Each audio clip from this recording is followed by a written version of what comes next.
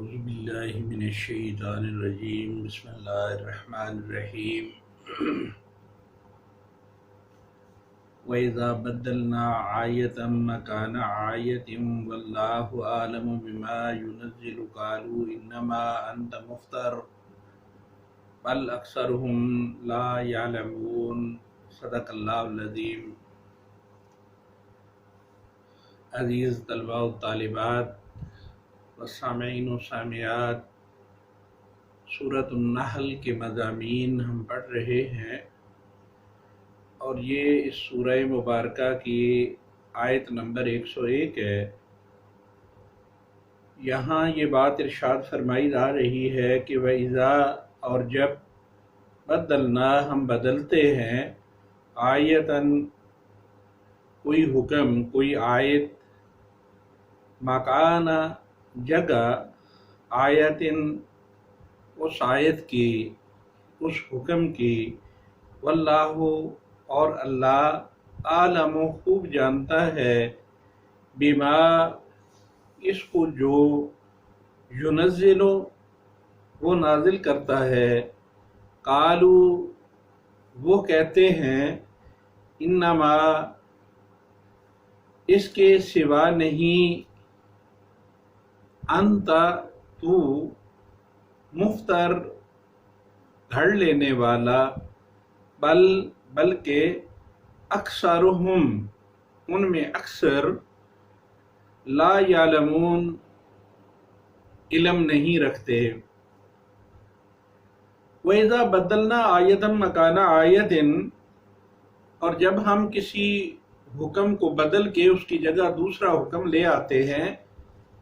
واللہ عالم بما ينزل قالوا انما انت مفتر،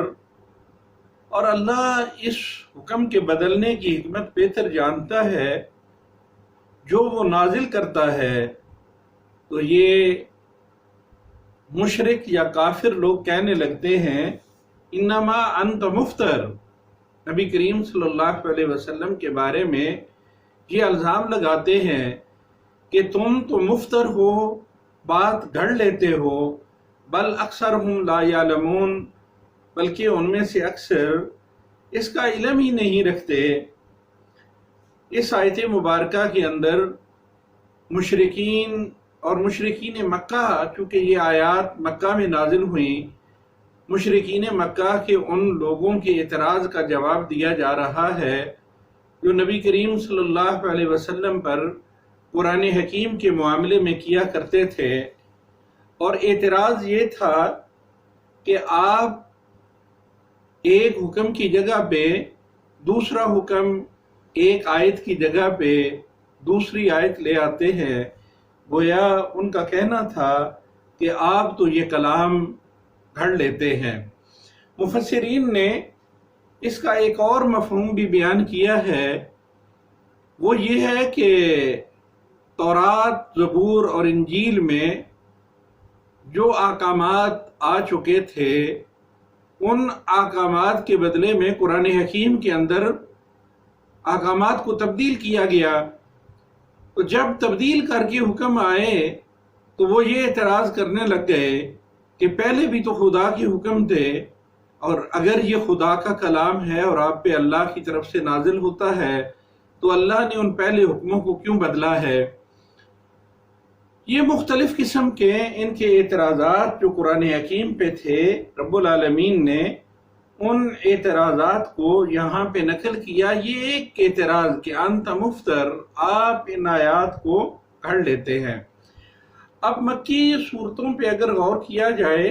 تو وہاں ابھی احکامات تو نازل نہیں ہو رہے تھے، مختلف قصص بیان کیے جا رہے تھے، مثالیں دی جا رہی تھیں، اور ان مثالوں کو بیان کرتے ہوئے رب العالمین ان لوگوں کو توحید کی طرف بلا رہے تھے۔ جیسے واقعہ آدم و ابلیس اگر آتا ہے تو اس کی کچھ چیزیں یعنی مکہ کے اندر پہلے نازل ہوتی ہیں، جو ضرورت پڑتی رب العالمین آیات میں اضافہ فرماتے جاتے، تو ان چیزوں کو دیکھ کے وہ زبانیں تان دراز کرنے لگے کہ عجیب، یہ اللہ کا کلام ہے، کبھی تھوڑی سی بات کہتا ہے، پھر یہ رسول کہتے ہیں کہ اس میں اللہ نے اضافہ کر دیا ہے، پھر اس بات کو بڑھا دیا جاتا ہے اور بات پڑھا کے بیان کر دی جاتی ہے۔ اگر اللہ کا کلام ہوتا تو اس میں اس طرز کی یہ تبدیلیاں نہ آتی، ایک ہی وقت میں ایک بات کہہ دی جاتی اور کہی جاتی، تو لہٰذا یہ اللہ کا کلام نہیں ہو سکتا۔ تو اللہ رب العزت نے فرمایا کہ بل اکثرہم لا یعلمون، کہ ان میں سے اکثر اس بات کو سمجھتے ہی نہیں ہیں کہ یہ کس انداز سے اللہ رب العزت ہدایت کو دلوں میں بٹھانے کے لیے اور لوگوں کی ضرورت کے مطابق اس کلام کے اندر تبدیلیاں فرما رہا ہے۔ قل، کہیے پیغمبر کہ نزلہ روح القدس من ربک بالحق لیثبت الذین آمنوا وہدی وبشری للمسلمین۔ قل نزلہ، قل آپ کہہ دیں، نزلہ اسے اتارا ہے، من روح القدس، روح القدس نے یعنی جبرائیل نے، من سے، رب کا تمہارے رب کی طرف سے، بالحق حق کے ساتھ، لیثبت تاکہ ثابت قدم کر دے، الذین وہ لوگ جو آمنوا ایمان لائے، وہدن اور ہدایت، وبشرا اور خوشخبری، للمسلمین مسلمانوں کے واسطے ہے۔ اے پیغمبر صلی اللہ علیہ وسلم آپ کہیے کہ اسے نازل کیا ہے روح القدس نے، جبرائیل امین نے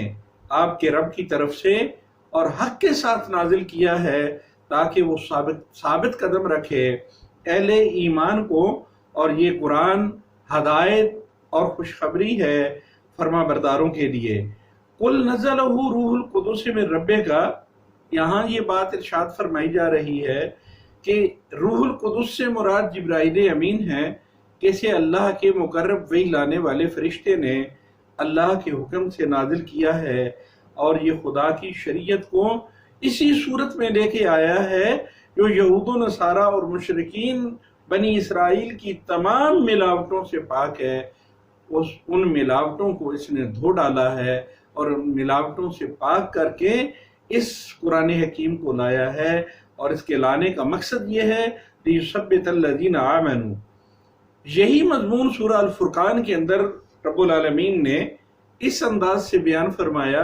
کہ كَذَلِكَ لِنُثَبِّتَ بِهِ فُؤَادَكَ وَرَتَّلْنَاهُ تَرْتِيلًا،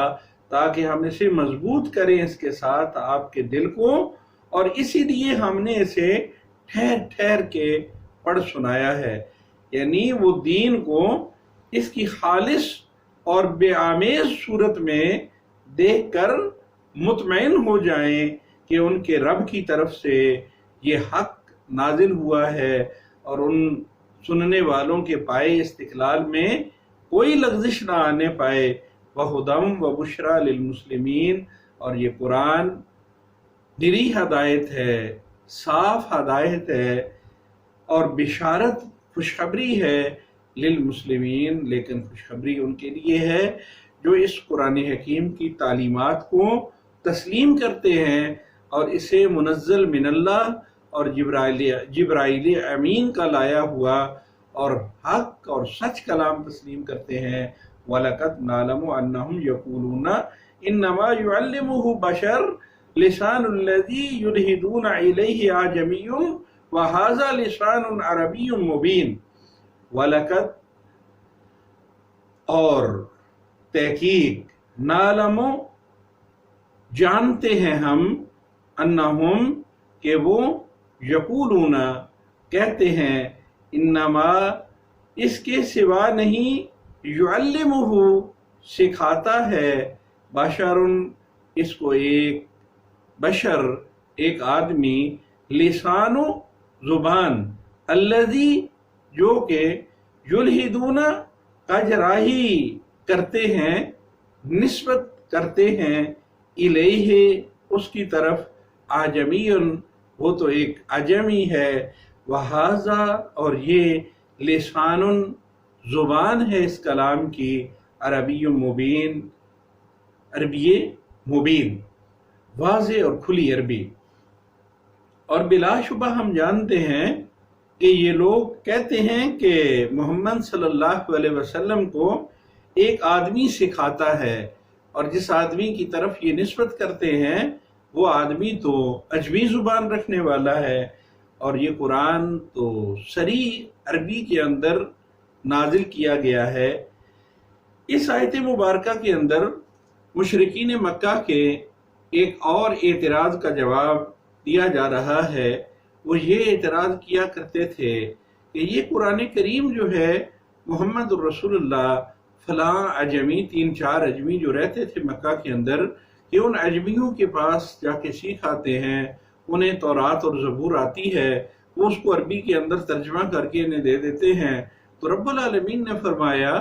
کہ وہ تو زباندانی کے خود ماہر ہیں، قرآن حکیم کی زبان عربی مبین ہے۔ ایک اجمی آدمی اتنی فصیح عربی کے اندر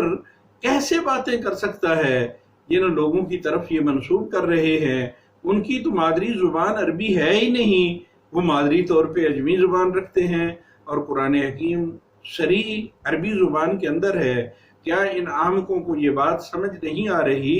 کہ قرآن حکیم کی فصیح عربی،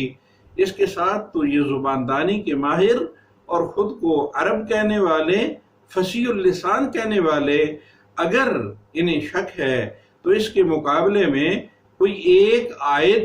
ایک سورہ ہی بنا کے لے آئیں۔ یہ تو ایک سورہ اور ایک آیت بھی اس کے مقابلے کی نہیں بنا سکتے، تو پھر اس کلام کو یہ کس طرح اس اجمی کی طرف منسوب کر رہے ہیں؟ فرمایا ان الذین لا یؤمنون بآیات اللہ لا یہدیہم اللہ ولہم عذاب علیم۔ ان بے شک الذین، وہ لوگ جو لا یؤمنون، ایمان نہیں لاتے، بآیات اللہ، اللہ کی آیتوں پر، لا یہدیہم، ہدایت نہیں دیتا انہیں، اللہ ولہم، ان کے واسطے عذاب علیم، دردناک عذاب ہے۔ یقیناً جو لوگ اللہ کی آیات پر ایمان نہیں رکھتے اور پھر اللہ بھی انہیں ہدایت نہیں دے گا، ان کے لیے تو واضح اور دردناک عذاب ہے۔ یہاں اس حقیقت کو واضح کر دیا کہ اللہ تعالیٰ اگر ہدایت دیتا ہے تو ان لوگوں کو دیتا ہے جو اس کلام کو اللہ کی طرف سے نازل کردہ مانتے ہیں، اور اس قرآن پر دانستہ جو ایمان نہیں لاتے اور سوچے سمجھی تدبیر کے تحت اس پہ اعتراض کرتے ہیں، انہیں اس سے ہدایت نہیں ملتی۔ انما یفتر الکاذب الذین لا یؤمنون بآیات اللہ واولئک هم الکاذبون۔ انما اس کے سوا نہیں، یفتری بہتان باندھتا ہے، الکاذب جھوٹ، الذین وہ لوگ، لا یؤمنون جو ایمان نہیں لاتے، بآیات اللہ اللہ کی آیتوں پر، واولئک اور یہی لوگ ہیں، هم الکاذبون جو بہت ہی جھوٹے ہیں۔ وہی لوگ جھوٹ کا افتراء کرتے ہیں، جھوٹ کا الزام لگاتے ہیں، جو اللہ کی آیتوں پر ایمان نہیں رکھتے، اور یہ لوگ واقعی جھوٹے ہیں۔ کفار نے حضور صلی اللہ علیہ وسلم پر مفتری ہونے کا، قرآن کے گھڑنے کا یہ گستاخانہ جب الزام لگایا تو اللہ تعالیٰ نے فرمایا کہ یہ افتراء بازی تو تمہارا شیوہ ہے، جھوٹ بولنا تمہاری عادت ہے، میرے محبوب کا مقام تو بڑا بلند ہے، کجا یہ کہ یہ جھوٹ بولے، ان کے تو ماننے والے بھی جو ان پہ ایمان لائے ہیں ان پہ بھی توقع نہیں کی جا سکتی کہ وہ اپنی زبان اس جھوٹ سے آلودہ کریں۔ امام مالک رحمۃ اللہ علیہ نے موطا کے اندر ایک حدیث مبارکہ نقل کرتے ہیں کہ ان صفوان بن سلیم انہو قال قیل رسول اللہ صلی اللہ علیہ وسلم ان یکون المؤمن جبانا فقال نعم۔ حضرت صفوان بن سلیم سے یہ روایت کی گئی ہے، فرماتے ہیں صفوان کہ نبی کریم صلی اللہ علیہ وسلم سے کسی نے پوچھا ان یکون المؤمن جبانا، کیا مومن بزدل ہو سکتا ہے؟ فقال نعم، نبی صلی اللہ علیہ وسلم نے فرمایا کہ ہاں ہو سکتا ہے۔ فقیل لہ ان یکون المؤمن بخیلا، آپ سے پھر سوال کیا کہ کیا مومن بخیل ہو سکتا ہے؟ فقال نعم، تو تیسری مرتبہ پوچھنے والے نے پوچھا، فقیل لہو ان یکون المومن کذابا، کہ اللہ کے رسول مومن کذاب ہو سکتا ہے؟ فقال لا، آپ صلی اللہ علیہ وسلم نے فرمایا کہ مومن میں باقی ساری برائیاں، بزدلی بھی ہو سکتی ہے، بخیلی بھی ہو سکتی ہے، لیکن مومن جھوٹا نہیں ہو سکتا۔ جب آپ کے غلاموں کی، آپ پہ ایمان لانے والے صحابہ کی یہ شان ہے تو پھر وہ تو بہت بڑی ذات ہے، وہ تو اللہ کے بعد مقام کبریا پہ فائز ہیں، پھر وہ کیسے یہ جھوٹ بول سکتے ہیں؟ تو جھوٹے یہ خود تھے مشرکین مکہ جو نبی کریم صلی اللہ علیہ وسلم پہ افترا باندھا کرتے تھے۔ یہ آیت نمبر 101 سے 105 تک کا سارا مضمون ہے جو قرآن حکیم کی صداقت پر، نبی کریم صلی اللہ علیہ وسلم کی صداقت پر، اور پھر قرآن کریم کے عربی مبین ہونے پر اور ان کی افترا بازیوں سے پاک ہونے پہ دلالت کرتی ہیں۔ اللہ سے دعا ہے کہ وہ ہمیں قرآن حکیم کو سمجھنے اور اس پہ عمل کرنے کی توفیق عطا فرمائے۔ وآخر دعوانا الحمدللہ رب العالمین۔